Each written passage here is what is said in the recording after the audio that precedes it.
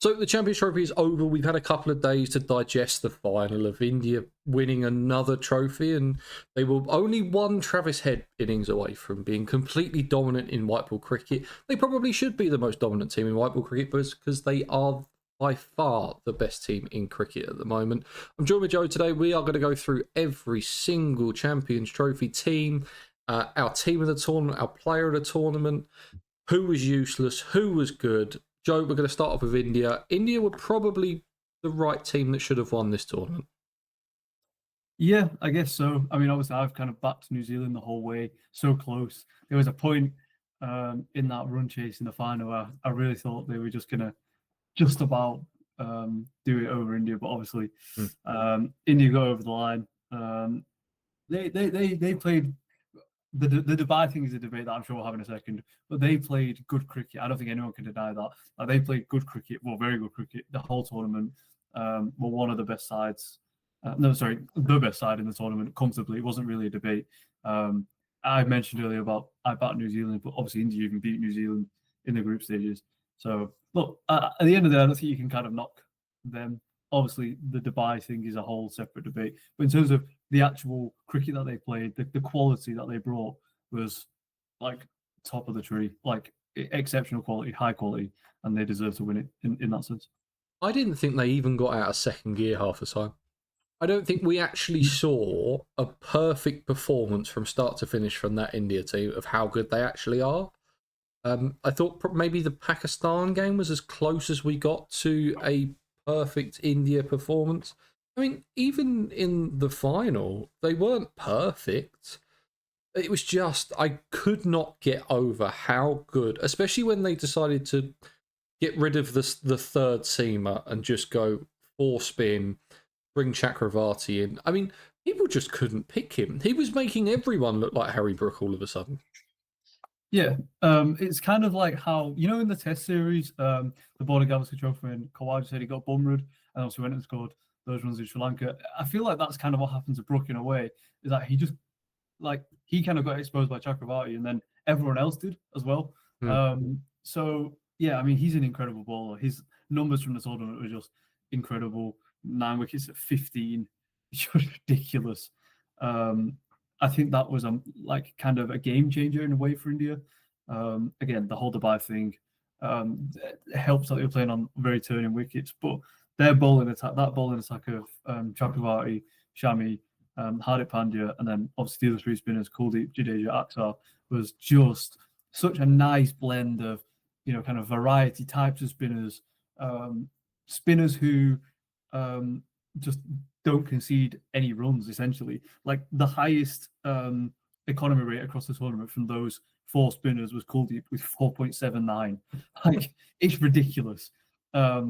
So yeah, I mean, that was for me what really won it for them, was just the quality of spin. And again, that just goes to show the depth that India have. That Chakravarti wasn't even in the team at the start of the tournament. It's just outrageous. It's kind of like with the batters. Jaiswal and Pant don't make the team. There's other players there, just like 2 names which come to my mind immediately. And add Bumrah back to that as well. Then you've got to drop one of the spinners, and it's just crazy depth. So yeah, I think Michael Vaughan tweeted out a whole team that probably would have won the Champions Trophy that didn't play a single game of the Champions Trophy for India. Yeah. They are a ridiculous team. And I mean, we should probably, let's do the Dubai thing, because we can't review the Champions Trophy without stating the facts. And before I get into it, I want to say that India are the best white ball team in the world, and I don't have any problems with that. And if this tournament was in India, South Africa, Australia, England, Sri Lanka, Bangladesh, even if they went to Pakistan, it would not matter. They probably still would have won this tournament. That is not the point I am getting to. And I feel like there's a lot of Indian fans at the moment that if you say that India had an advantage or had favourable conditions in Dubai, then their biggest comeback is, well, we would have won anywhere. And it's like, well, yeah, I know, but do we have to have that India is getting favourable circumstances than everyone else in the tournament, because it happened in 2023. Okay, they were at home, you let them off. A lot of teams have a lot of favourable conditions at home. There was a reason that the home side won it in 2011, they won it in 2015, they won it in 2019, and the home side should have won in 2023.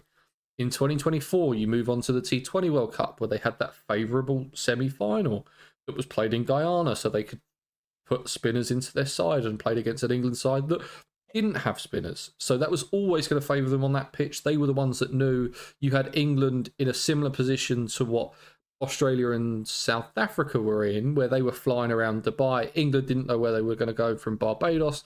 They ended up having to go to Guyana to play India. India were already there. That was fine. It ended up that Matt Roller was the only journalist from the England team, from an England perspective, in Guyana. Now you move to the Champions Trophy. All the games are played in Dubai. I have no problems why India were playing in Dubai, because if they didn't feel safe in Pakistan, they shouldn't feel rushed. The point we have is that the ICC have not put enough pressure on India to make their lives difficult for it to be a fair tournament. New Zealand travelled 7,000 kilometres during this tournament. India got on the bus from Dubai City to Dubai Sports Stadium. That's the problem that we have. And you cannot talk about this tournament without talking about the massive elephant in the room, that India had more favourable conditions than everyone else. Whether they would have scored 350 runs every time they would have batted on a Pakistan wicket doesn't matter. The fact that they had 4 world-class spinners playing on spinning surfaces in Dubai was a benefit to India, because they were the only team that didn't have to play in Pakistan and pick a side for 2 different surfaces.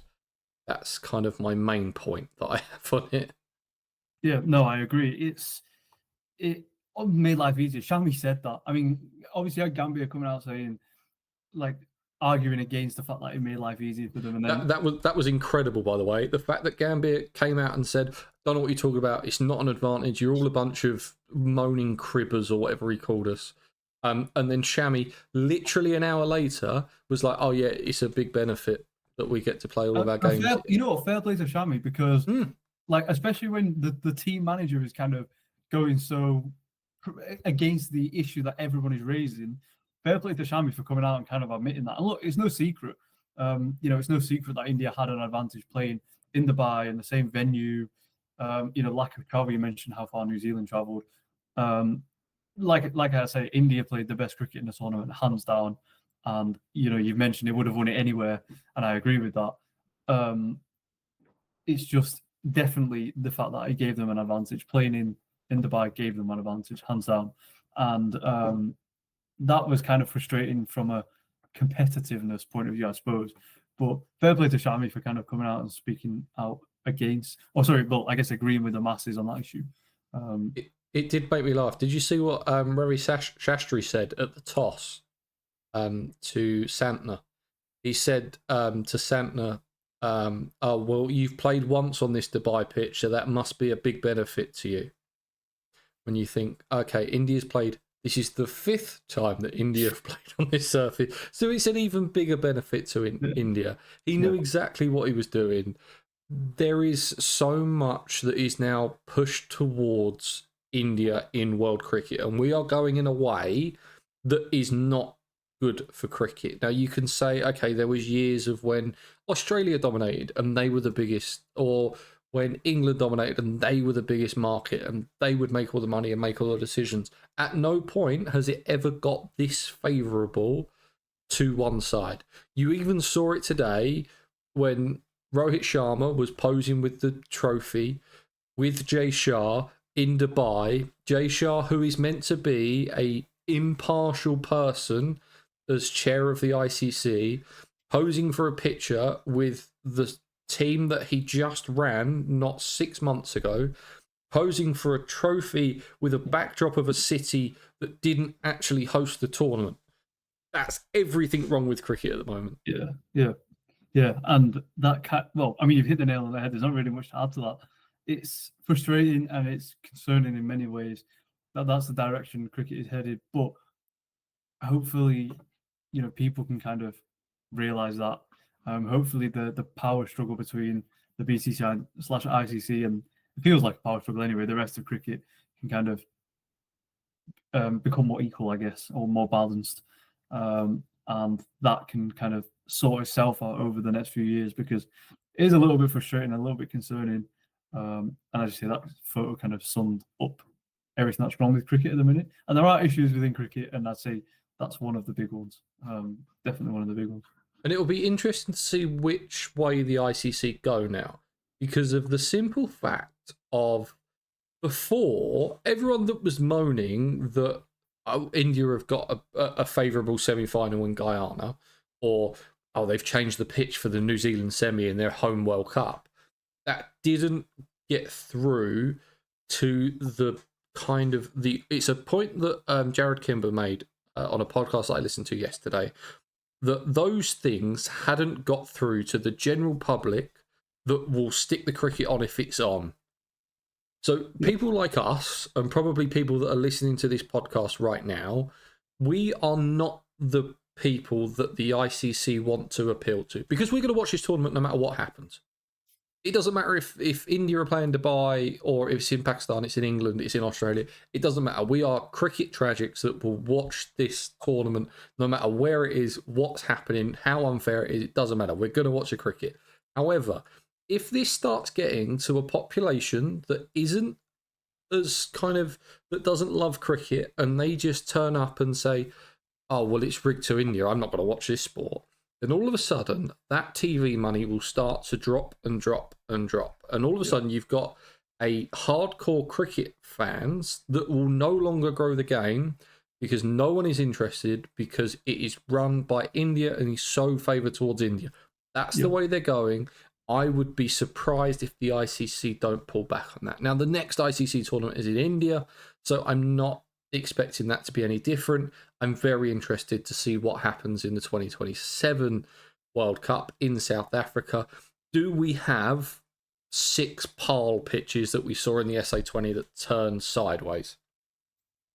Yeah, it's gonna be interesting. And I kind of mentioned that, I guess, if you like, power struggle between India and the ICC against what feels like the other nations within cricket, and that kind of how that kind of develops over the next year.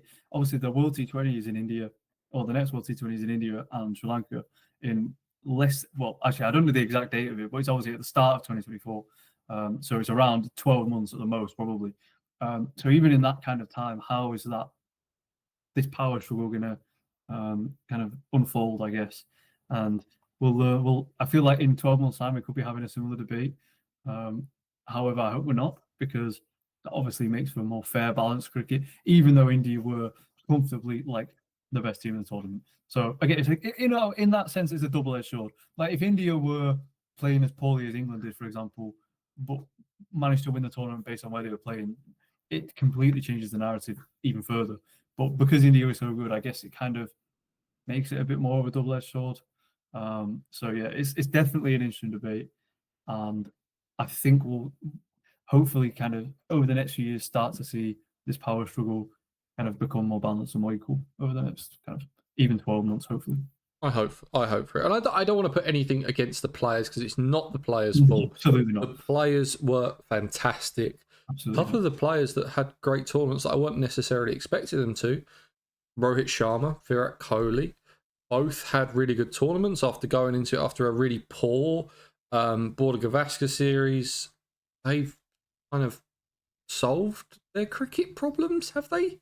Yeah, Maybe? I mean, 50 over cricket is their best format. I would say for both of them.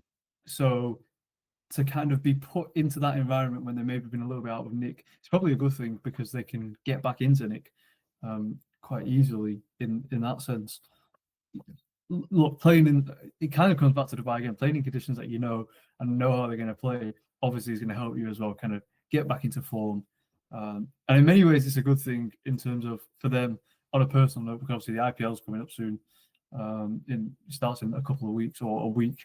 And for them to kind of hit form is a good thing for them, obviously, before the IPL. And then for them to hit form before potentially coming to Tour England in Test cricket was also good. So they're one-day international cricket masters, aren't they? Yeah, I mean, when I was thinking about who to put in my team of the tournament, I could have had 11 Indians in it. I Yeah. really could have had 11 Indians. But there didn't feel like there was a weak link. No. I thought Shubman Gill scored a century in the first game. Okay, he didn't have a great tournament after that. He still scored a ton. I thought Rohit Sharma's knock in the final basically won them the final. Yeah. And even when he wasn't scoring big scores, it was still like 30 off 20. And it was a point that I made with Sank when I had him on for the podcast for the India games, of that he said that these runs that Rohit Sharma is scoring for us are so invaluable because they're just quick. So you're chasing 250. He scores you 30 off 20. All of a sudden, you're 70 for 1 at the end of the power play. You've done the bulk of the chase. And I know it's a little bit cliche, and that 30 off 20 is better than a 50 off 65. But it probably is in this scenario. Yeah, 100%. I think him and Gill are a good opening partnership. They complement each other really, really well. Rohit's so strong, kind of down the ground and on the pull shot. Gill is someone who is happy to just kind of sit back and take a back seat in many ways. Just let Rohit do all the work, and he's just going to bat. Not really an anchor because he bats quicker than that. Maybe done him a little bit of a disservice there. But for me, I think the unsung hero for India in this tournament was Axar Patel. I thought he was brilliant. I thought he bowled fantastically well. I mentioned low economies before. He took 5 wickets at 39, which you could argue isn't great, but he only went for 4.35 and over, which is really good.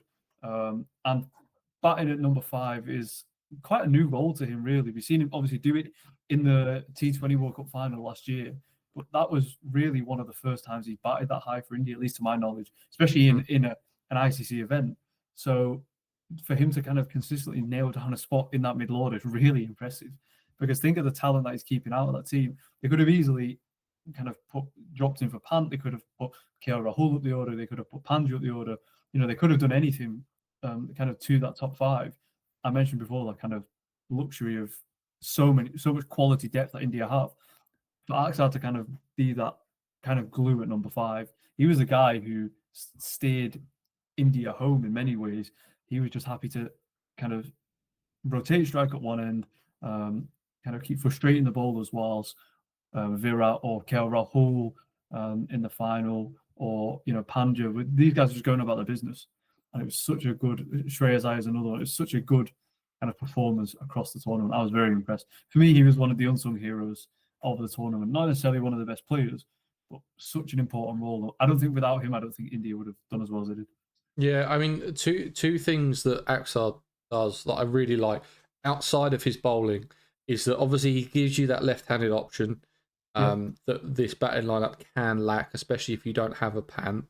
And also it gives them the ability to have Jadeja coming in at 8. And it was a little bit why I didn't ever feel like New Zealand really had a chance in that final, because I was like, well, you've got to take 8 wickets before you get rid of all of their batsmen. Yeah. You've got Jadeja coming in when you're 6 down. You've got to get rid of the batsman that he's with and Jadeja. So you've got to have them. You've basically got to bowl them out. Otherwise, they're going to chase it down. Yep. 100%. I was kind of thinking when Jameson took that wicket of Pandya, I mean, the game was done by then pretty much. But then, I mean, basically just reiterating what you said, then Jadeja came in, it's like, oh, like New Zealand can't catch a break kind of thing. But it just shows the quality that India have. I mean, Jadeja's got however many first-class Test hundreds. He's such a good batter. I think he's batting kind of like Ashwin was. His batting just goes so much under the radar because of how good of a bowler he is. And he's a genuine all-rounder, 100% is a genuine all-rounder. And to have him coming in number 8 is just insane depth. India, they're just a flawless side in many ways. Yeah, I mean, they have 8 batters and they have 6 bowlers that can bowl you 10 overs. Yep. No other side has that. There is not a single side that... You look at the other two, England have got Bryden Cast coming in at 8. South Africa would have Janssen. Australia would have Dwarshuis. I mean, they're all, okay, semi-good number 8s, and it's not a bad thing to have. You could probably call some of them bowling all-rounders. They're not Jadeja. No. It's just ridiculous. I mean, Shreyas Iyer, very, very quietly scored the second most runs in this He tournament. was fantastic. For me, he's one of like this might sound like a bit of a crazy statement, but I mean what I'm about saying. The fact that he's one of the best 50 over players I've ever seen. Mm. He's just a perfect 50 over player. I kind of tweeted a lot and I spoke about it on TikTok as well about rhythm and kind of finding a good tempo, being a good tempo setter in 50 over cricket as a batter. And Shreyas and Virat particularly kind of epitomise that. And Shreyas just he's just able to get going quickly, but not by blasting boundaries. He just gets into a rhythm, able to tick ones and twos along pretty nicely, find the odd boundary. Just a perfect ODI batter. And I genuinely mean it when I say he's one of the best I've ever seen. I mean, I'm only quite young, so I've not seen people in the 90s and before, but genuinely, that's how good I think he is. He's just Yeah. fantastic. And then you had KL Rahul coming in, who didn't score more than 42 in this tournament, but all of his runs were really important. Yeah. Every He averaged single one 100 of his getting runs. out once, and to kind of be out once in a tournament that's this kind of short and snappy with so much pressure is really impressive. And he's never really someone I've seen as a finisher, but that's kind of the role he almost played. Not a stereotypical finisher where he's got to try and hit every ball for six, just guiding India home, and it was a good role for him. He's someone who is kind of hard done by Indian supporters and supporters of other nations because they're always like, I think I saw him speaking about it. It's always like, how does KL Rahul fit in? How does he fit? Well, let him, like go and score runs, and if he doesn't, then question that rather than questioning. It'd be like you wouldn't say how does Virat fit in? He always scores runs. Well, KL Rahul has an astonishing record. He always scores runs, and he can bat anywhere in probably the top seven. He's someone who's a key player as well for India, in my opinion. He's such a good player. And then you had Hardik Pandya coming in at 7, Exactly. who is a really good seam bowler and is a finisher. Is a genuine finisher. 100%. Yeah. And I was just amazed at how well he played as well. Yeah. It's just it was a perfect tournament for India in terms of the cricket that they played. Not the Dubai stuff. That was, as you mentioned earlier, not their players' fault. They just turn up and play cricket where they're told. They turn up and do their best in an India shirt. They're representing so many people and they have so much expectation and pressure on them, and they did a fantastic job. And deserved champions. As I say, it's not their fault that they played in Dubai every game at all. So all they could do was win games of cricket, and that's what they did. And they were fantastic there. So, yeah. Yeah, I mean, India are a fantastic team. They are the best white ball team in the world, and they thoroughly deserve to win the tournament. The politics around it I didn't like, but not the players' problem, not a lot of the Indian fans' problem.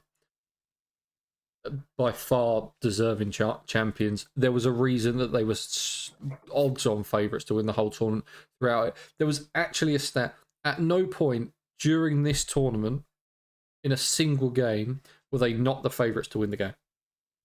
Wow, that's crazy. Not at a single point. The highest the odds got up to was 1.85 for them to win. That was the highest odds of any game. It was absolutely ridiculous. They obviously beat New Zealand in the final. I know you were really high on New Zealand. Yes.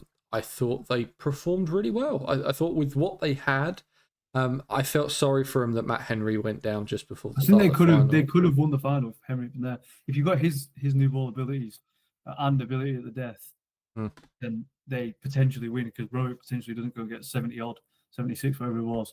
He maybe nicks off first ball or something, and then the whole outlook of the game is completely different. So yeah, they were brilliant. They were brilliant. Yeah, I mean, one that was incredible. He's definitely in the running for my player of the tournament. Ratchet Ravindra, 2 centuries that he scored. He was the highest run scorer of the tournament. He averaged 65 with the bat in the 4 innings that he played. He missed the first one because of that injury from the Tri Series. He is some talent, isn't he, Ratchet Ravindra? He is. He's kind of everything you want in a white ball opener. He's kind of good all around the ground. He is a good player to spin as well. And I'd like to point out that before New Zealand toured India in the Test series last year, he went to India before, like early, to work against spin, and that kind of shows his work ethic and his drive to become the best. And as I say, he's a very good player of spin. So moments like that are important, not just for a Test series in India, but for kind of moments like this too.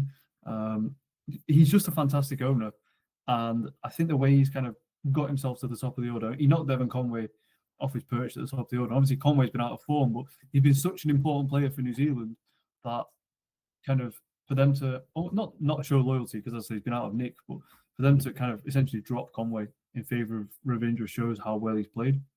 Yeah, It's always a case of Ravindra comes in, it's who do you drop out of Young and Conway rather than does Ravindra get in the side?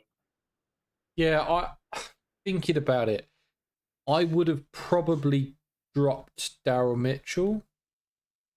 Yeah, I think fair. I that's. mean, I I think that. love Mitchell, so I probably would have kept him in. I think he's somewhat. I think I'm pretty sure you. I don't know. I might be wrong. I might have seen someone else say it, but I'm pretty sure you tweeted about him maybe being too slow in the game against South Africa. Like him coming in at a certain point would have meant he batted too slow.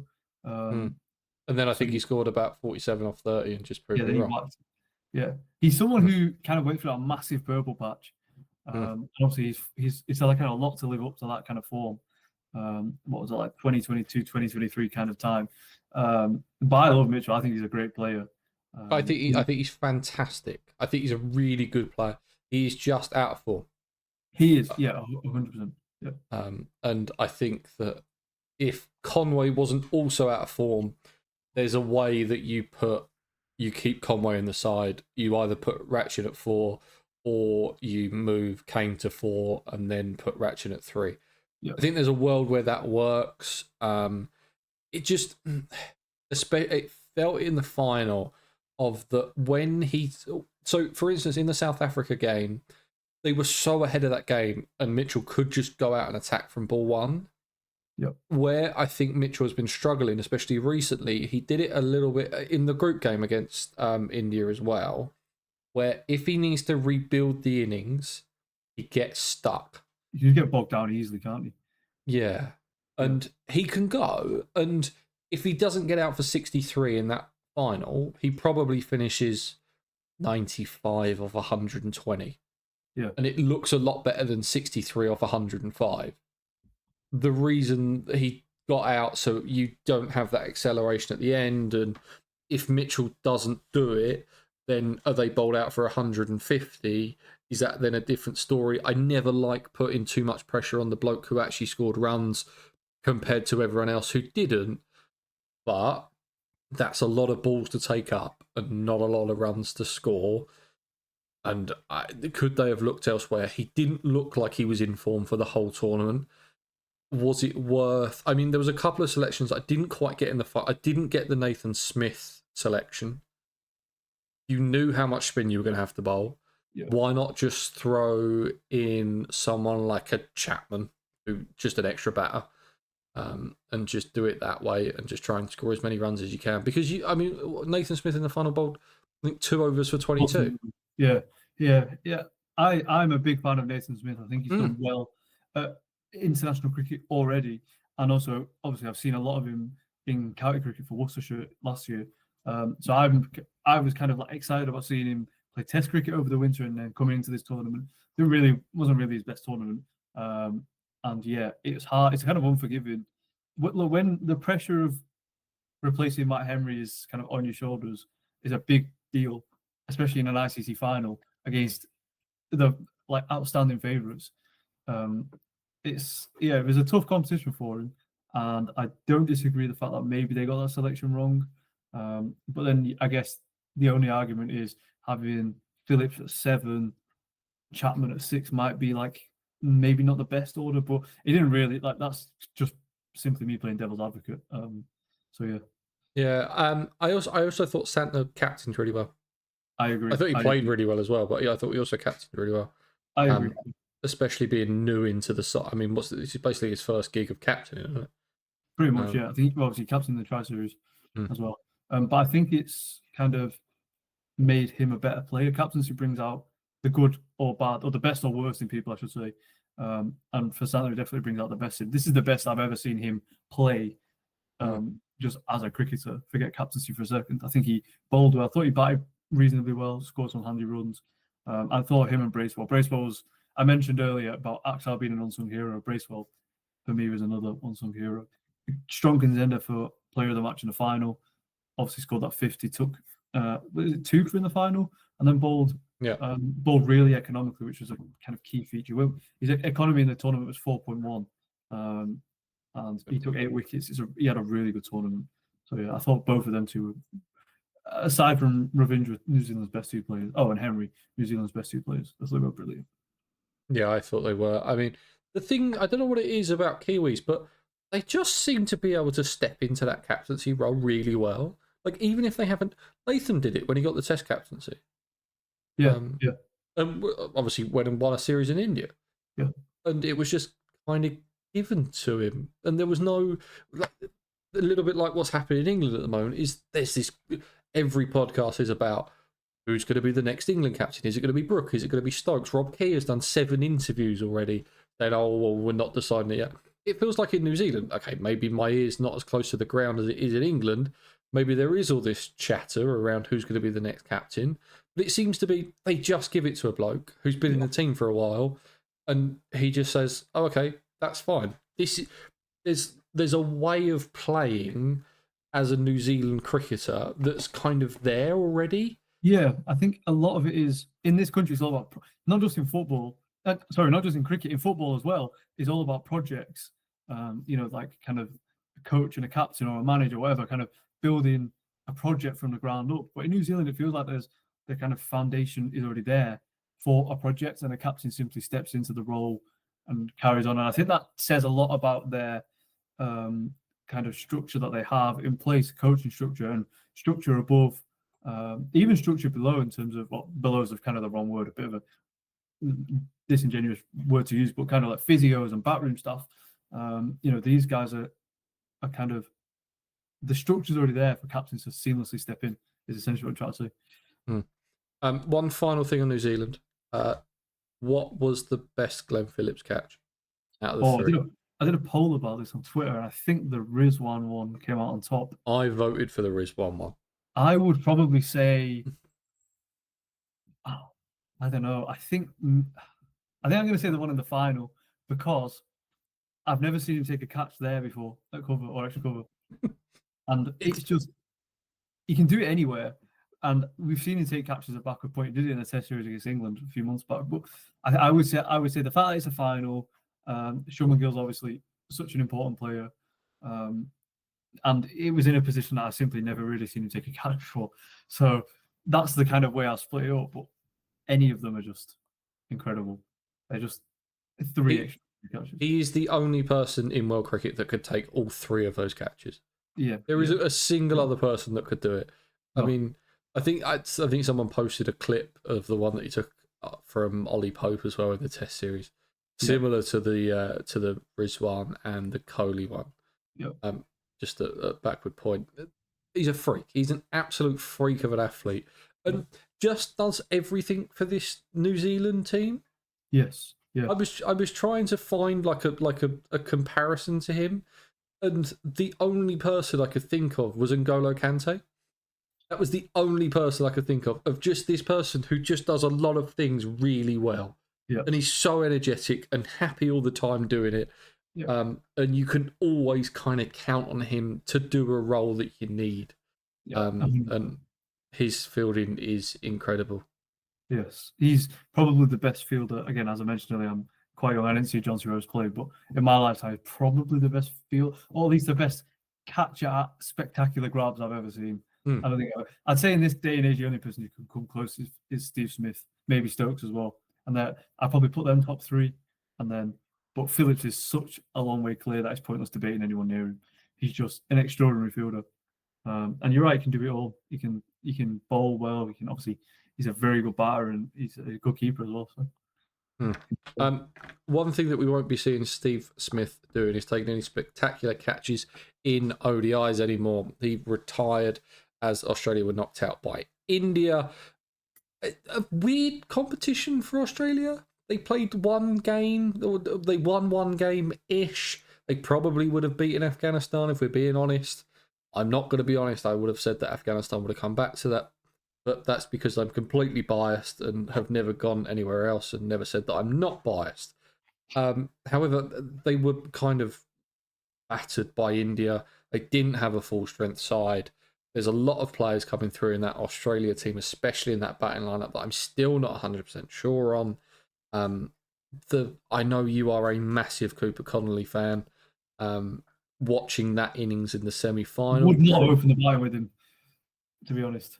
I think that was a no, mistake. Like, yeah, Cooper Collins is one of my favourite players in terms of at least up and coming players. I put him in kind of the same category as Bethel in terms of raw talent. And when I saw he was opening the batting, I was very surprised. I mean, he's batted 3 for the Perth Scorchers in the BBL. But as far as I know, he's never opened before that. He batted 3 for Australia in that ODI series in Sri Lanka. That was a weird move.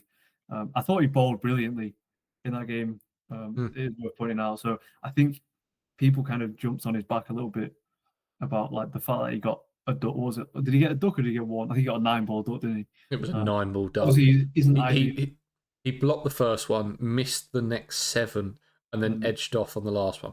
Yeah, I mean, like, it was a tough innings, but as I say, he's not an opening batter, so I think he's probably more suited to batting 3. Yeah, I'm surprised they didn't go English to open. I mean, I 100% would have brought Connolly in because if you try to replace Matt Short, which obviously they were, he's a like-for-like replacement. You could argue a better option from a spin point of view because he's a left armer. They don't have a left armer, so you could argue that. But I definitely would have batted him in the middle order, even just to take him out of the limelight. Opening the batting is a big deal when you're, however old, 21, whatever he is, in an ICC semi-final. It's a big deal. So when you've never done it before. And it did make me think about just how out of favour Jake Fraser McGurk is. Yeah, I think they wouldn't call him up for a spot that is perfect for him, and they'd kind of shoehorn someone that wasn't even in the squad, and then comes into the squad and basically takes his place. They just seem to have no interest with him whatsoever at the moment. Yeah, I think his form is obviously a big worry for them.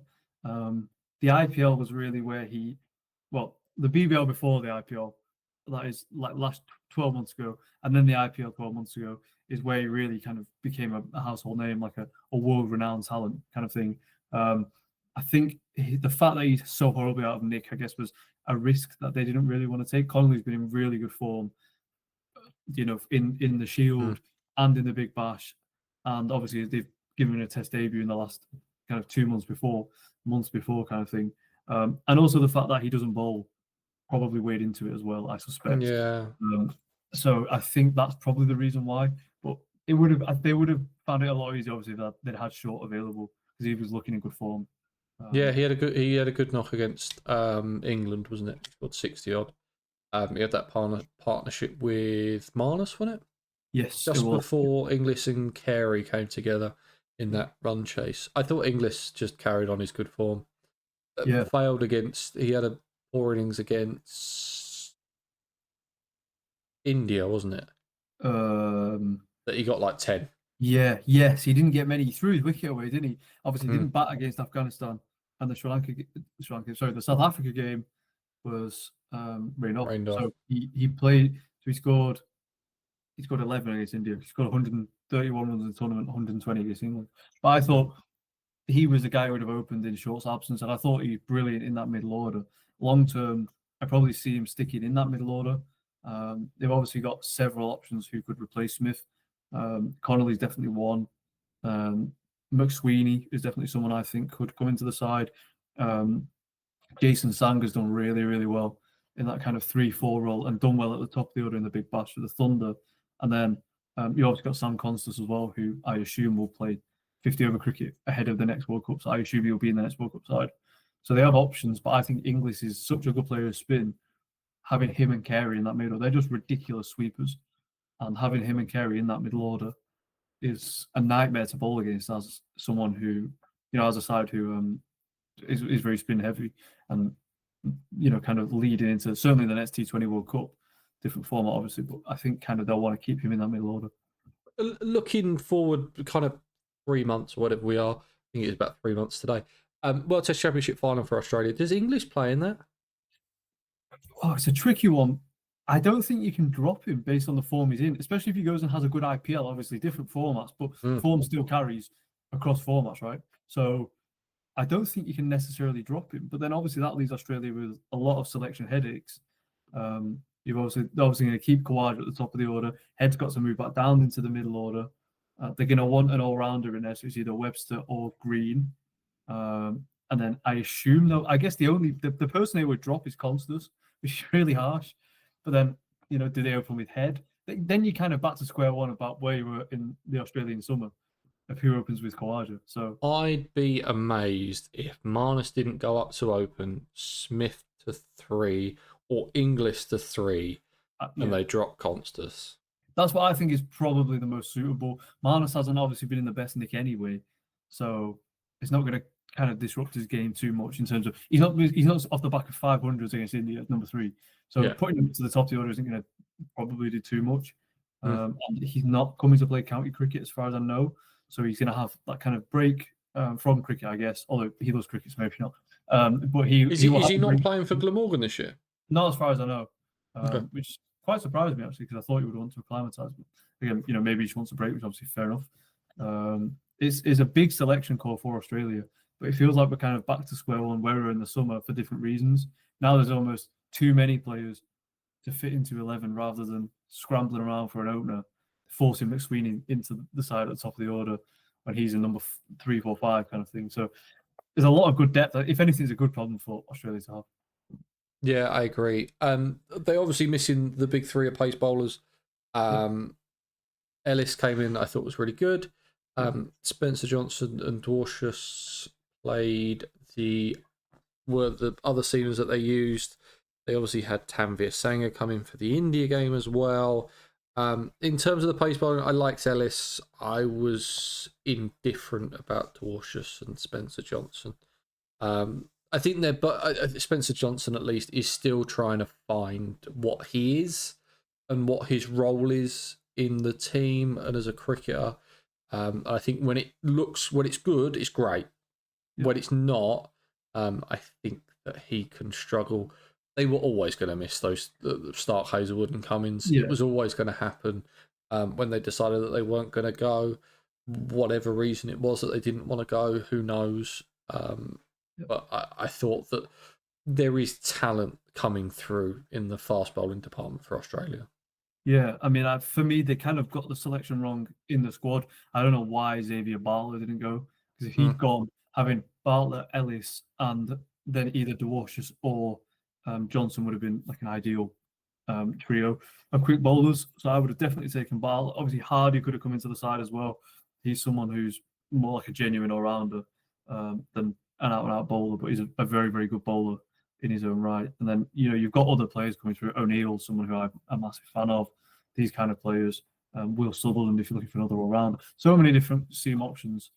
Plus, Stark, Cummins and Hazel aren't retiring anytime soon, that we know of. So, I think all things considered, I think they did well to get to the semis. Obviously, rain and whatnot affected them or could have had a bearing on them, but I still think they did well to get to the semis. And they didn't do too badly against India. They did decently, and it's a good learning curve. And I thought Ellis is a wonderful bowler, and I thought he kind of lived up to my expectation in that. Yeah, I thought he bowled really well. Their other semi-finalists, South Africa, really, again, a bit of a weird competition for South Africa because they obviously had the game that they walked against Afghanistan first up, and then they had the Australia game rained off, and then they played an England team that was just completely beaten up and defeated towards the end, and then were hammered by New Zealand in the semi-final. It never really felt like we got to see the best of South Africa. Couple of notes I had was that I thought their best bat was probably Rassie van der Dusen, maybe Rickleton for his ton. Yeah, I would agree. Rassie scored 350 in 3 innings. 3 innings. So that was obviously pretty good. A good strike rate, 96.98. So scored him at a pretty good rate. I thought Rassie was. I think Rassie's a good player, a very experienced player. I don't think he'll probably be there at the next World Cup. We've got Dewell Brevis is in extraordinary form, and I foresee him breaking into the side. And obviously, Stubbs couldn't get into the 11, which I felt kind of sad for Stubbs because he is not an opening batter. Similar to Connolly, he's not an opening batter. I don't know why he opened the batting. Yeah, you could see Rassie and Miller both dropping out before that next World Cup, couldn't you? And Yeah. Stubbs and I think the only way that they keep one of them or both of them in is obviously the players want to and the coaching staff or the management want to keep them in the side is by offering them captaincy. I could see potentially Miller having like a swan song at a home World Cup as a captain.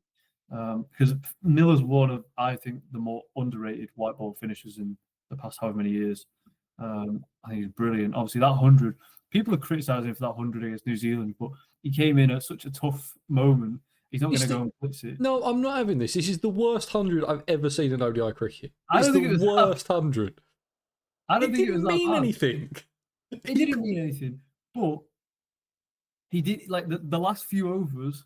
He went berserk, and that's David Miller. Like the other however many balls, what was he, like 47 or 48 was it? I can't remember exactly what he got, but that wasn't the best. I'll admit that. But apart from that, he went berserk. You know, in the next 20 odd balls, whatever it was. I feel like Rourke and Jameson were bowling off 4 paces so they didn't get injured for the final. Like, this is true. True, but yeah, I still think he's a quality player. I think he's great. I think he's absolutely fantastic. I just wish that he would have gone with that innings a little bit earlier than he did. Fairs, yeah. I suppose maybe he was like selfishly playing for his average, or I don't know. I mean, that was the thing though, is because at the end he was just playing for his 100. It was the only thing that had any injury. Because he couldn't win because he needed to score 20 and over off the last 8 or whatever it was. It was never going to happen, and it was a bit of excitement, and it was a bit of a game in a game, and no one's going to look back at what the time was, what actually happened when you scored that ODI century. It is just going to say David Miller, so many ODI centuries when he retires. No one's going to remember that, so I completely get it, and I would have done exactly the same thing. It was just very, very funny at the time when he scored it, and just felt like a complete and utter waste of time, even to the point where the Test match special commentators were actually laughing at him at the time he was doing it. First. It's 100 in the Test. It's like I said, no one's going to remember it. So. No. The one thing that I didn't get about South Africa was their tactics of going slow and then getting quicker and quicker and quicker. Yeah. It felt like that there was a lineup there where they could have gone really batting heavy and have like Janssen coming in at 9 and just try to smash it all the way through. And I just didn't quite understand why they didn't do that, or even just be a little bit more aggressive. I mean, Rickleton can be so kind of destructive in that power play. Him batting with Bavuma just didn't quite make sense. As good as form as Bavuma's been in, I just didn't understand that they weren't attacking the power play as much as they have, or they should do, sorry. Yeah, no, I mean, Rickleton's 100 against Afghanistan was obviously how I think a lot of South African fans probably want to see him bat. And as a neutral, obviously, it's how I would like to see him bat as well. I think he did that against New Zealand, but obviously was he was a little, was he, am I right in saying he got quite softly against New Zealand? Then he just chip one up to cover. Yeah, he did. So obviously his dismissal against New Zealand was frustrating, but he was scoring at a pretty good rate. And obviously Bavuma and Rapp got bogged down. Yeah, he did that because Bavuma was going so slow at the other end. The Bavuma was 3 for 17 at this point, and they're chasing 350. So it almost felt like Rickleton felt like that he needed to try and be aggressive. He got caught in between shots and just literally, I can't remember if it was mid wicket or cover. He just chipped one up to the infield and was out. And then it felt like that all of the momentum from that South Africa innings was gone because Bavuma was batting so slowly. And I don't want to. I think Bavuma gets a lot of hate. He's a little bit like KL Rahul, of when something goes wrong, it's quite easy to blame Bavuma. And he's been in really good form recently, and his Test match, the stuff that he did in the Test matches to get South Africa to the World Test Championship final, has been great. However, a couple of these innings were just stinkers from Bavuma. And I would have liked him to have gone with I don't think the Stubbs experiment necessarily worked, but someone else. Pretorius, your guy Lehandre or whatever his name is. Yes. Gone for him. he would have, yeah, he would have been. He's someone I expect will be in the side in the next kind of however many years. Mm. Well, the next World Cup's 2 years away, so 2 years. Within the next 2 years, I assume he'll make his international debut. He's playing in the Blast for Hampshire, which is exciting. I So can't people, wait to see him in the Blast. I'm really excited to see him in the I'm Blast. very excited about that. So people in obviously England who will be able to go to the South Group Blast games will get to see him, potentially get to see him live, which is exciting. He's a ridiculous talent, and I expect he will be in the side, as I say, in the next T20 World Cup and the next 50 over World Cup. And as I say, Dewar Brevis he seems to suddenly, from the SA20 to now, even in that kind of 2 month period, has just kind of transformed as a cricketer. He's scoring runs for fun, scoring hundreds of fun in domestic cricket, and he's someone who's, again, I expect to kind of, he's been like kind of trialed a bit in international cricket, maybe just came a bit too soon, didn't really work out. Mm. I expect he'll be in the side for the next 50 over World Cup. He's a good player. And the other person I think could get perhaps a move up the order is Rian Mulder. Yeah. He is obviously, he bowled fantastically in the tournament, but he's batting number 3 in a test match over Christmas. Like, he's a genuine all-rounder and someone who I think is a seriously good batter who should be batting higher than whatever number he bats, 7 in the South Africa ODI side. So yeah, he's again someone who you could potentially move up the order, top of the order or top 4 maybe. But look, South Africa have a lot of quality players. Dazors is another one who is a good option at the top of the order. They've got a lot of good options. And yeah, I would probably avoid Stubbs at the top of the order though. I think he's better in the middle order. Yeah, I agree. I mean, they're a very good team with talent coming through, with a home World Cup coming up. Destructive middle order. It feels very 2019 England. Could be that. Could finally be. Especially if Miller takes on the captaincy, he just gives me similar captaincy vibes as Morgan in terms of composure on the field, like calmness. Obviously, fairly similar players, I suppose, as well. Both left-handed, but pretty destructive when they get going. So yeah, that could be one to think about for South Africa and their kind of management in terms of Miller potentially captaining for the next World Cup. Is definitely something I could see happening. Yeah, I mean, there is definitely a way forward for South Africa. A team that I don't see any way forward for is Pakistan. Hosts of this tournament, they played the very first game they played in Pakistan. They never played a game in Pakistan after that, for issues that we've already spoken about. They were really bad. Yeah, they were terrible. They were. I had some hope coming into it. I'm not sure why now. It seems really stupid. They were actually in some good form. They were probably in one of the best forms that you've seen. And it's always, you never quite know of the Pakistan that you're going to get. But they were pretty crap. I mean, in their defence, I guess, they lost 2 games to the finalists. Yep. And had 1 rained off. Yep. So the 2 best teams in the tournament they lost to, and the game that they probably would have won got rained off. So is it all doom and gloom? It feels it. That fast bowling attack worries me because it should be a lot better than it is. Yes. And yeah, go on. No, I was just saying the fast bowlers are a big concern. As I say, Pakistan were really disappointing. I also had high hopes for them. I thought they could have potentially snuck into the semi-finals, being at home. Obviously, the rain affected them still, but they were really disappointing. They were pretty rubbish, and they played some pretty poor cricket. And you mentioned the quick bowlers. I've written down the economy rates for Naseem Shah, Ralph, and Shaheen Shah Afridi. So Naseem, they each took 2 wickets. Naseem went at 5.55 and over across the tournament, which isn't bad. Someone who's going to bowl in the power play and at the death potentially going to go for runs. Harris Ralph went for 7.94 and Shaheen Shah Afridi went for 7.88. So when 2 of your main 3 bowlers essentially are going around the ground like that, it is quite concerning. And they only took 2 wickets, 6 wickets between the 3 of them across the competition. That's a big part of where Pakistan went wrong, and it was definitely quite a frustrating moment, I guess, for them when there's so much expectation on those 3 specifically to do the bulk of the wicket taking. Abra took 2 wickets across the tournament as well, 3.75 economy rate. which is kind of much more in line with a lot of the top spinners in the competition, obviously, but also much more in line with what you kind of need generally, just as a bowling unit, essentially. So I think that was definitely where they went wrong.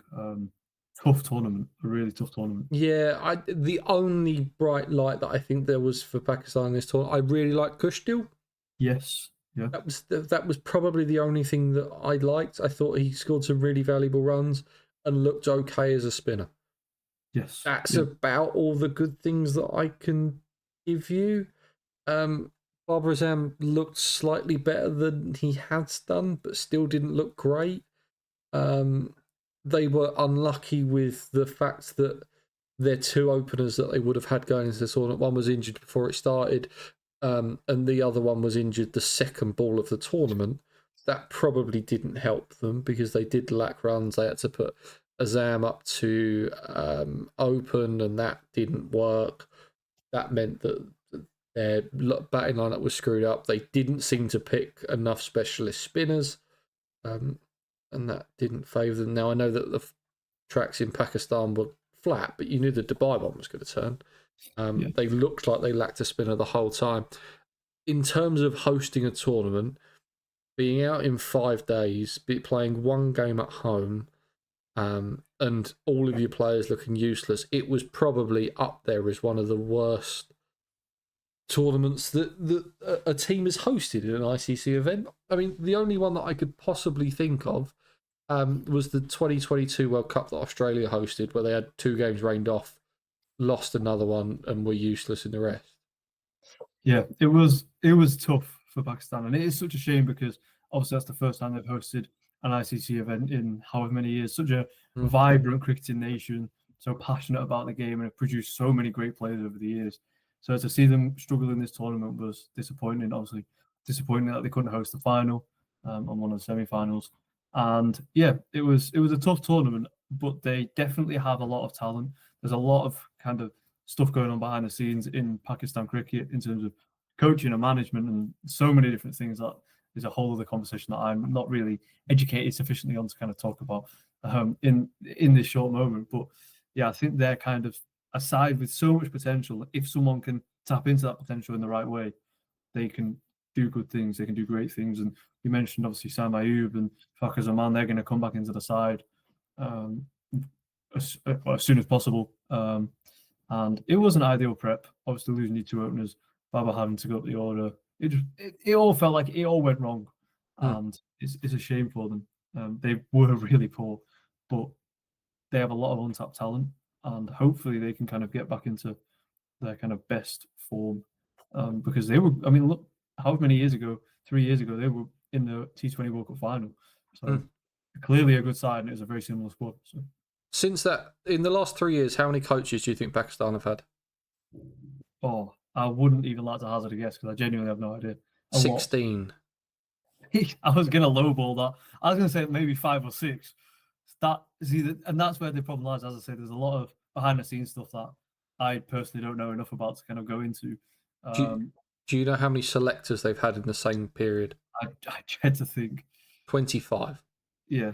I mean, when you have that lack of cohesion, anyone can kind of see it's going to be tough.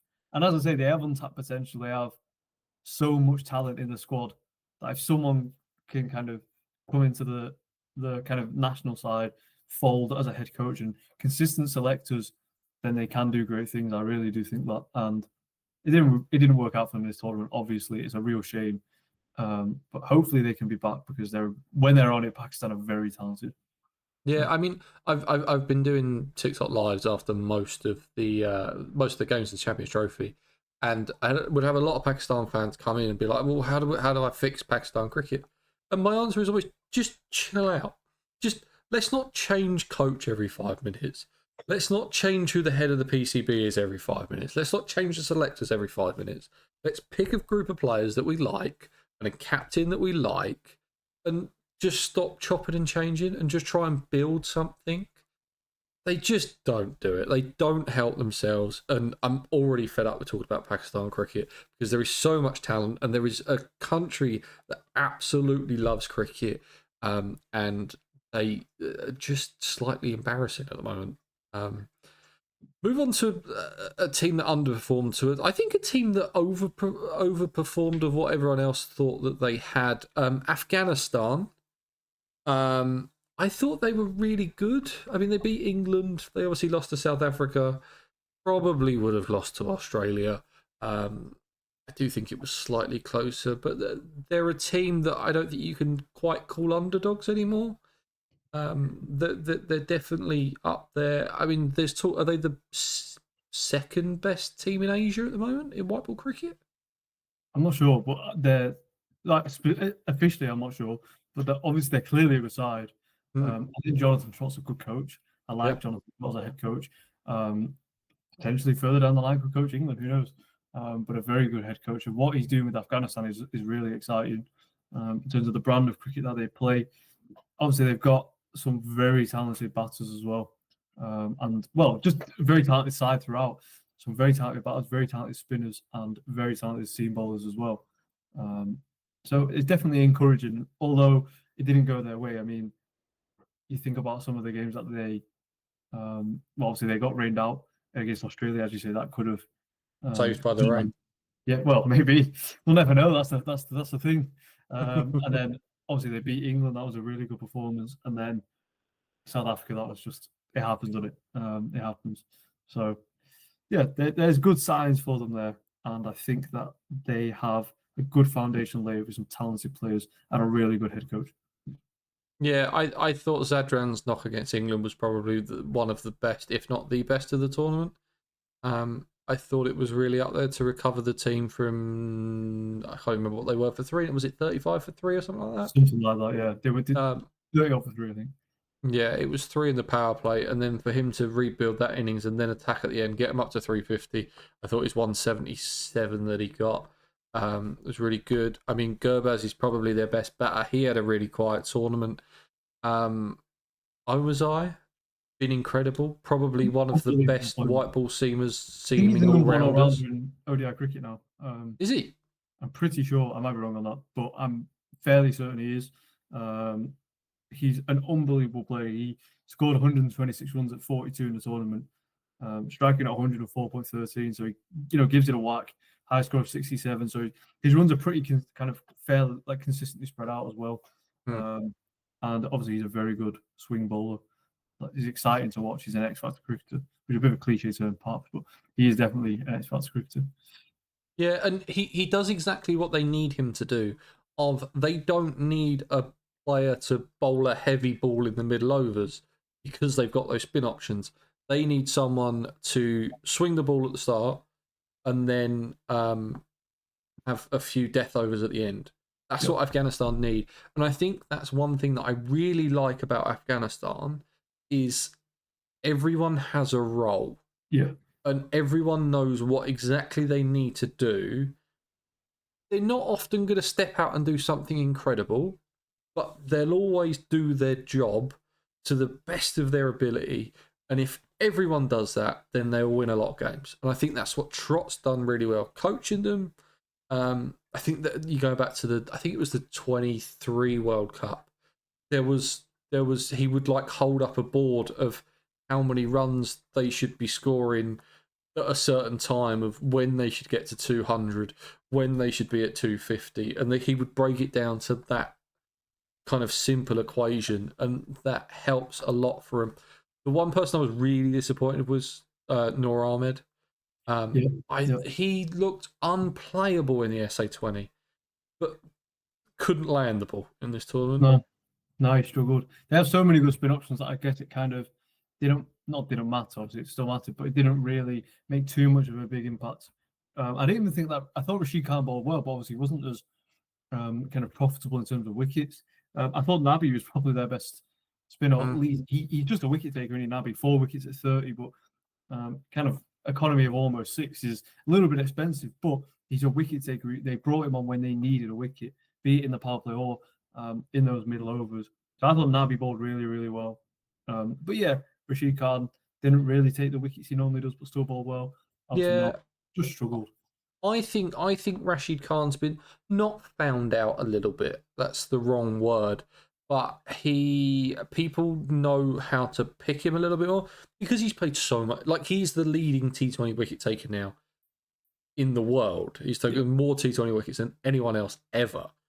And it was a little bit like people know what's coming. Not necessarily that they can attack him, but not a lot of people get out to him. A little bit in T20, you could almost pencil him down for one for 20 from his four. Yeah. He's not going to be expensive.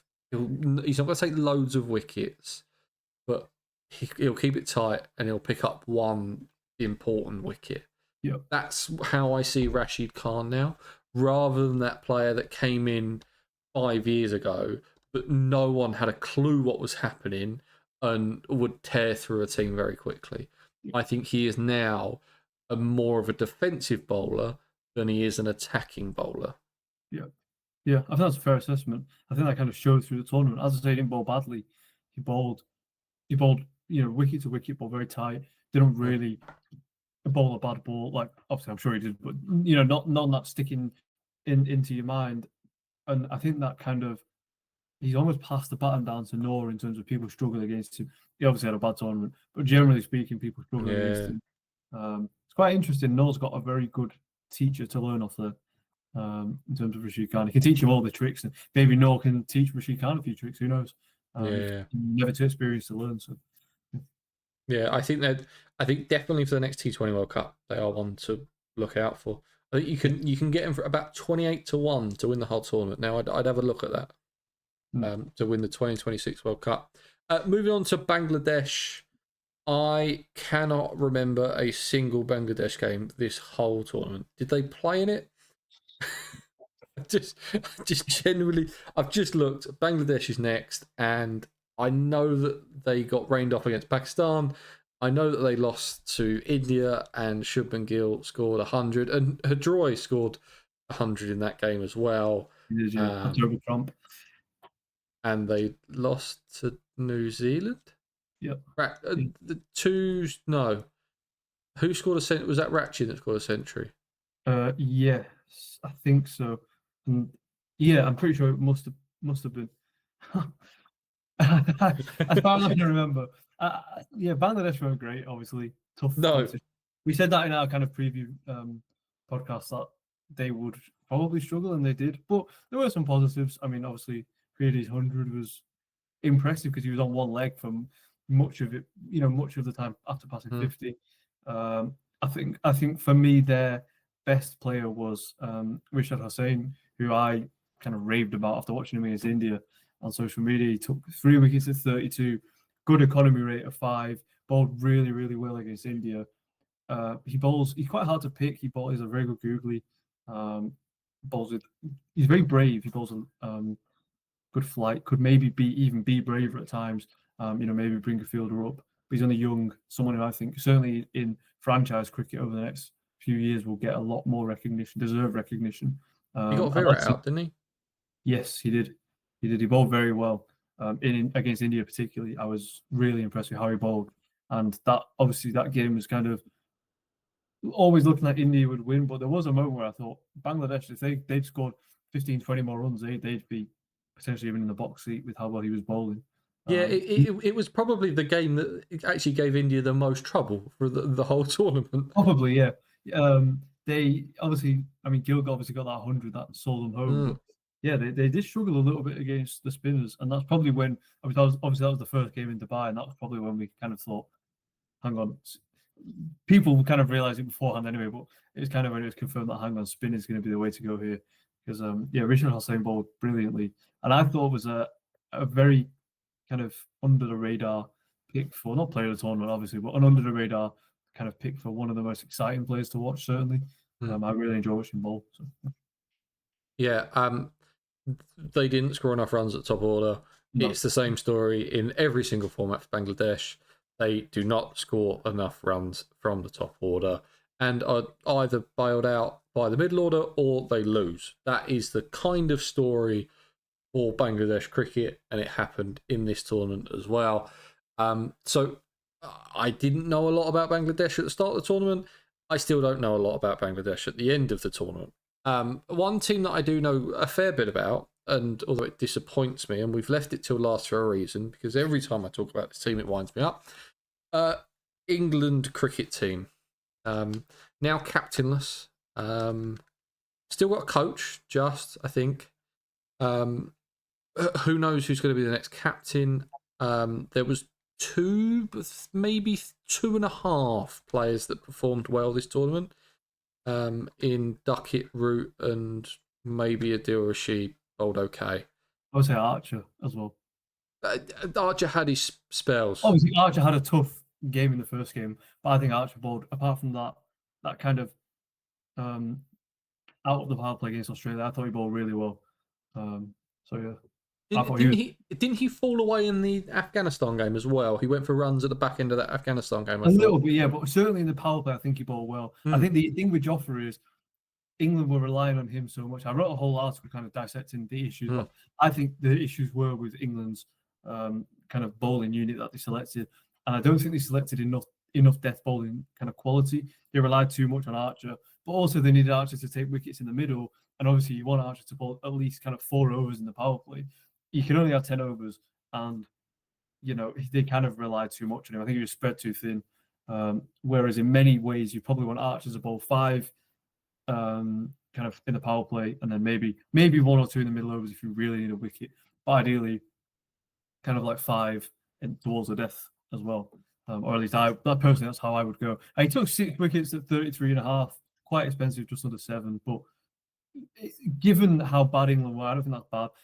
Livy and Rashid took 3 wickets each, and then Cars, Overton and Wood took 1, and then no one else took a wicket. So, that's kind of, as I say, the Archer was, in my opinion, spread too thin. The load was kind of heavy on him. Yeah, I mean, we've talked about it before. This bowling attack is so one-dimensional, and there is always a space for a player that's a bowler that's expensive, but will take you a wicket. Like we spoke about Nabi. Nabi went for over 6 and over, but is a wicket taker, and you bring him on when you need a wicket. Yep. A little bit like Stark, expensive, is a wicket taker. You bring him on when you need a wicket. Yep. That's absolutely fine. The problem is that England went into this tournament with 3 bowlers like that every single time. Yep. You didn't have anyone to stop the runs. Yep. It also meant that Adil Rashid wasn't as kind of potent because people didn't have to score off him, because you always had a bowler at the other end that was either a part-time spinner or a bowler that in his career will go at 6.5 and over. Yep. Yeah. I didn't think Rashid bowled badly, but it's similar to Archer in a way, in the different sense of England just relied on him and Archer. Obviously, Woods picked up that injury in the last game. Carter obviously picked up an injury. Mahmood's, as far as I know, never played an ICC a tournament game before, although I think Mahmood should have got more of an opportunity than he did. Also in the India bilateral series beforehand. There's a lot of kind of rethink of England's approach to bowling in 50 over cricket. We had Liam Plunkett, obviously one of the heroes of 2019, who was so good in those middle overs, and we didn't have someone like that this time. I thought Carter Overton could have kind of fulfilled that role of bowling well in the middle overs, but they were kind of more using the power play and at the death. And Carson Overton, I don't really see them as death bowlers. I see them as, sure, up front in the power play is okay, but I see them definitely as more kind of like middle overs bowlers in unison with Rashid, or, hopefully in the future someone like Rayan Ahmed as well, because that's another thing England didn't do, was pick enough spinners. I don't know why Rayan Ahmed didn't play in the last game. That would have been a great chance. I still don't understand what they did in the last game as well. That was the opportunity to expose them to an ICC event, see what it's like playing against one of the best sides in the world in South Africa, like in conditions that are quite testing, as certainly from Rayan's point of view as a bowler, to flat wickets, and I don't understand why they didn't get a chance. It was quite frustrating. Atkinson's the other one who I think should have just played. He's not played much cricket, Atkinson, either, in the last kind of few months. That was weird. England need to invest in some spinners, because he's not going to be around forever. Invest in Rayan Ahmed, invest in Tom Hartley, invest in Jaffa Chauhan, who they clearly rate, or they wouldn't have taken him to the Caribbean for a bit last winter. So, there's a lot of things England need to kind of not fix, that's a wrong word, but kind of sort out. A lot of issues to sort out in 50 over cricket in terms of the bowling attack and in terms of the batting. That's a separate conversation. Yeah, I mean, in terms of the batting, so well, we'll go through the team actually. So, in the first game, how many of those players that played in the first game would make it into your ODI, your perfect ODI side going forward?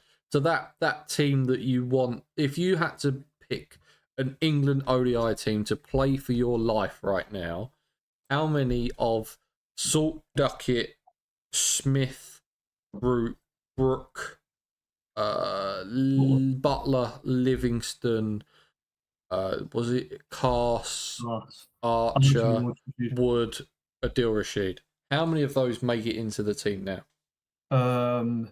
Duckett, Root, Brooke, Butler,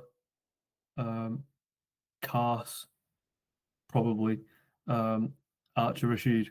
So that's 7, maybe 6, depending on conditions. Oh, I know that's kind of me thinking a bit more technically than you asked for. Yeah, I would say definitely 6, maybe 7. There's a lot to kind of, and a lot of that kind of comes from the kind of top order. I've talked a lot about Sam Hain. He needs to be batting 3 or 4, depending. See, I'd still have Smith in my side. I'd just have him batting 6. I wouldn't be opposed to Smith coming in to the side. I think Smith's brilliant, but I don't know why they put him at number 3. The other person obviously to fit in is Bethel. For me, Bethel has to play. The only way I kind of see Bethel, I see Brooke and Bethel as top 3 players in sorry, like as in batting in the top 3 in 50 cricket. Brooks kind of not weaknesses against spin, but his frailties against spin have kind of been exposed in the last how many months. No one could pick Chakravarti anyway, so maybe that I mentioned earlier isn't just Brooke, but well, I mean, he was shit against Pakistan as well in the ball spun. This isn't a new problem for Brooke. No, not 100%. He's definitely better against quick bowling, and that's why I think at the top of the order, similar to what England did with Johnny Bairstow, going into 2019, leading up to 2019 World Cup, they put him at the top of the order, and Johnny just whacked it. He just whacked the seamers, and having Brooke and Duckett at the top of the order, and then maybe like Hain 3, Root 4, Bethel 5, Butler 6, or whatever order, and then Smith 7, that kind of a formation of a top 7.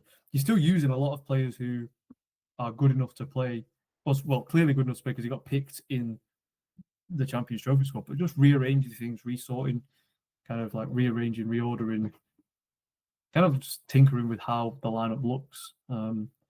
Probably the way I think England should go. Yeah, I think just getting that batting order right, and just picking some specialist bowlers that will do you a job throughout. Yeah. Not just picking these. Just have someone that can bowl the new ball. Have someone that can bowl at the death. If you need 2 spinners, have 2 spinners available. That was England's biggest problem. As it was just, I get it that they stuck to their strengths, and all of a sudden they've got these quick bowlers that they really like that are coming through, but for me, it just wasn't the right way to go about it. I don't think they were helped by being battered by India so bad. No, the confidence must have been the morale must have been quite low, and there was so much talk outside of the camp of England are just playing golf, they don't care about training, blah blah blah, and we don't. At the end of the day, we don't know that KP or Ravi Shastri, whoever it was, who said that's what England are doing. They might have sources, but at the end of the day, it's our word against theirs, and we have no idea. And I'd like to think that England weren't just, kind of not netting essentially or not training, because that's not the way to approach any professional sport, anything in life really, by not practicing. But I like to think that's not what they were doing. But a big rethink is needed, a big kind of refresh. Who's the new captain going to be? That's another question. Who do you bring in? There are so many different options. You can still go if they want to stick to their lots of pace guns. They still can do that. Luke Wood is someone who I'd love to see more involved in 50 over and 20 over cricket. I've seen a lot of him obviously for Lancashire and for other counties before that. Over the years, he's still very quick. High 80s, potentially pushing 90. He swings the ball in a lot. back into the right-hander. So obviously, kind of a stereotypical left armer. He is also a brilliant death bowler. He's one of the best Yorker bowlers probably in county cricket that I've seen in a long time. So if England are wanting that quick bowler who is also an experienced death specialist, Luke Woodgy guy potentially. Yeah, and we've talked about it before that ODI cricket is very similar to Test cricket now, Yeah, rather than it is to T20 to ODI. The one thing I will say is that I still think that the bowling in ODIs is more similar to T20s I than would it agree is with to that. Test matches. I I agree with think that. you can become very, very predictable. And I think that's what England found of just trying to bowl that line and length, heavy length, or if it's a short ball, or if it's. But it was very predictable. They needed a I 100% variation. agree with that. Yeah, I agree with that, and I think that that kind of not fear factor, but almost reluctance, I guess, to move away from that bowling short and hoping kind of thing. And it felt like for a lot of the tournament was a big downfall for England. Obviously, there were so many issues with the bat, so many issues with the ball, but Root and Duckett were fantastic. Hmm. 100 against Afghanistan was just, I thought, brilliant. One of the best Root innings I've seen for a while, given the circumstances, given the fact that he was trying to claw England over the line, as he has done so many times over the years. And he's just utterly brilliant. And hopefully, obviously, Smith retired from ODI cricket for Australia. Hopefully, Root decides to stick around for the next World Cup. I think Root just loves playing cricket, and I do too. Yeah. I think he'll stick around for quite a long time. I'm hoping. Um, Well, I also think Root's probably he might say otherwise, but I'm sure he has aspirations to score and break records within Test match cricket at the very least. So I don't think he's going to retire in the next kind of couple of years. He could play till he's 40, or like Jimmy did, and Jimmy was still top class at the end of his career, and I have no doubt Root will be the same. yeah, I think he's got at least another 4 years left in him. Yeah, Um, I could see him making the next away Ashes, or even retiring at the end of the India series. It will be in 4 years' time at home. yeah, yeah. That's where I could see Root kind of packing it in at 38, 39. Yeah. I could see him going there.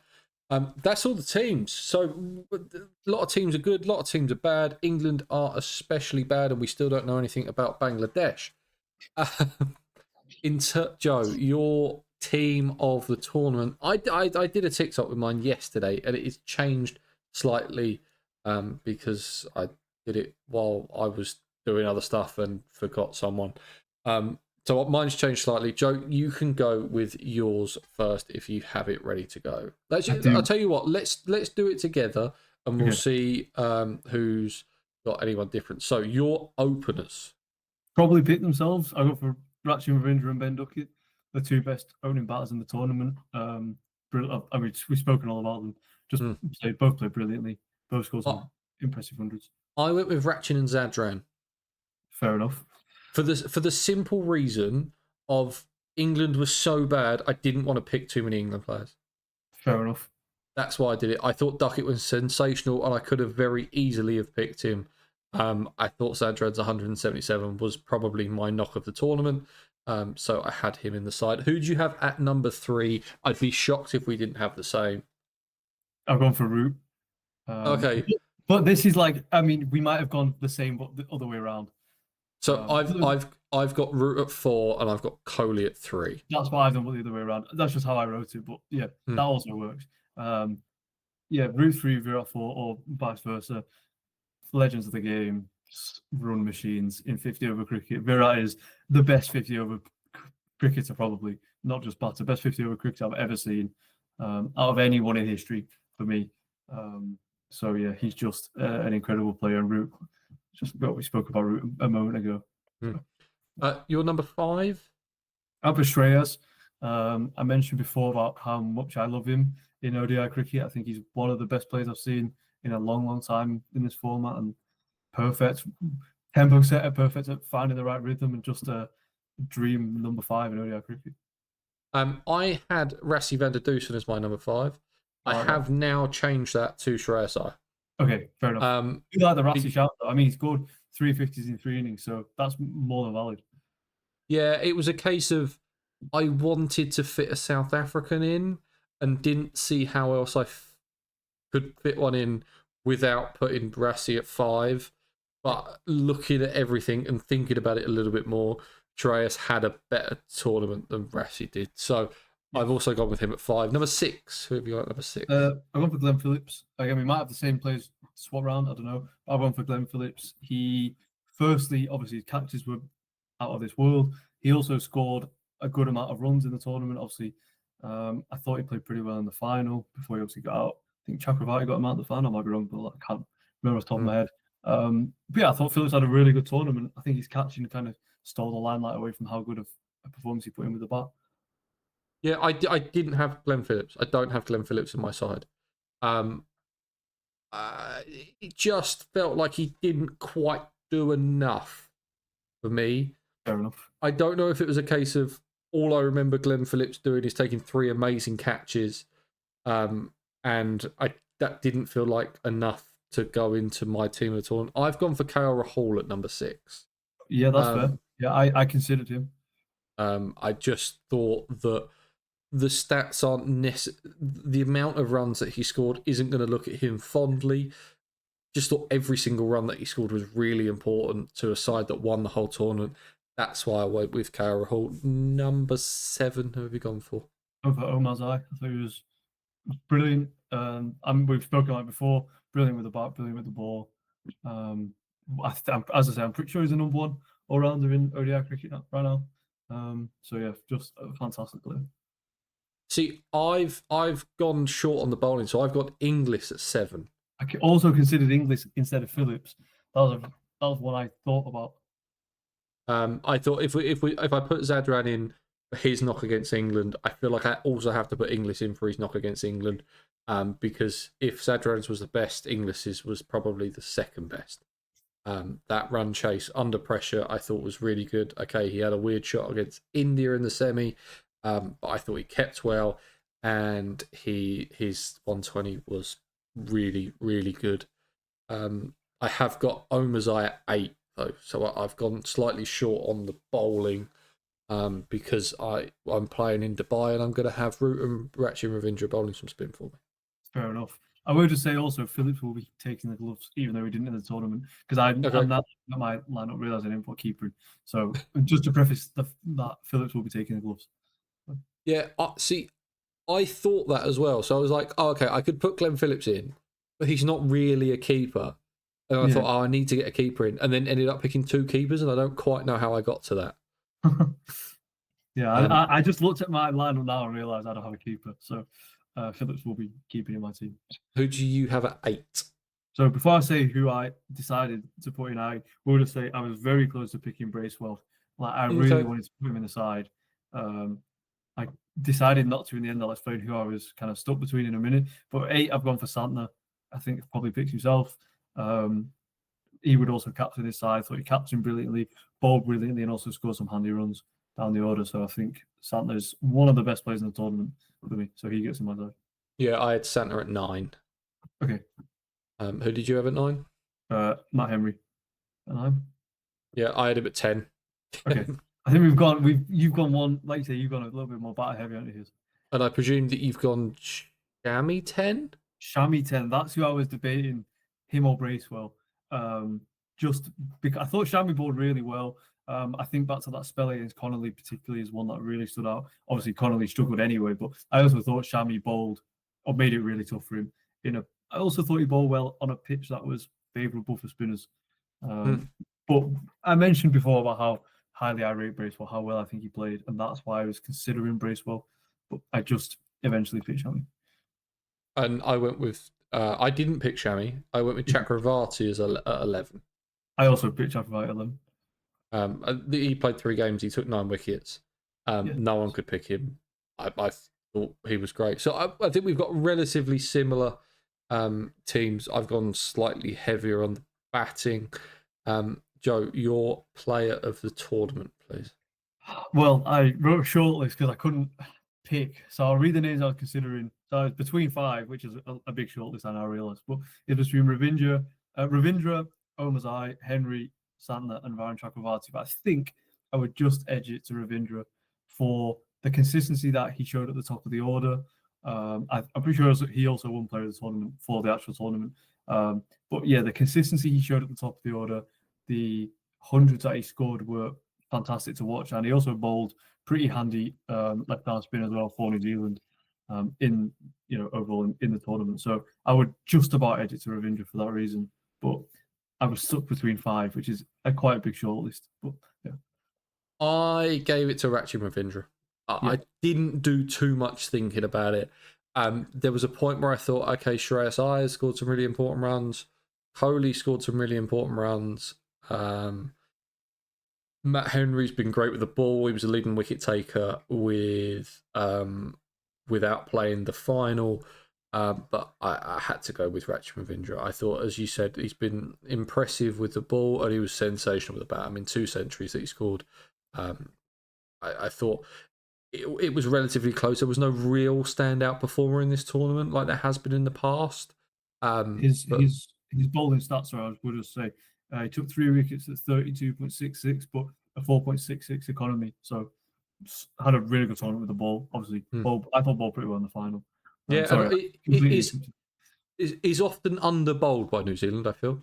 I think he's a better bowler. Yeah, I agree. I think he's at least a very handy bowler, a more than handy bowler, you could argue. But yeah, I think probably if I had to say who I was kind of close to picking, it probably would have been Varun Chakravarti because of how the impact he had. I'd probably say he was second in terms of my little shortlist that I wrote. I just think the impact he had was phenomenal. But yeah, Ravindra was for me the best player in the tournament. Yeah, I agree. That is the Champions Trophy wrapped up. Another ICC competition done. I am sure there will be another one in about 5 minutes. Before we finish this podcast, the ICC are going to announce that they're playing Champions Trophy Part 2, so India can win another bit of silverware. Guys, thank you very much for listening. Be sure to go check out Joe. All of his links will be in the description and in the show notes as usual. Make sure you like the video, follow the podcast, subscribe to the channel, leave us a rating, leave us a review. It does massively help out. And I think I will be back Thursday or Friday.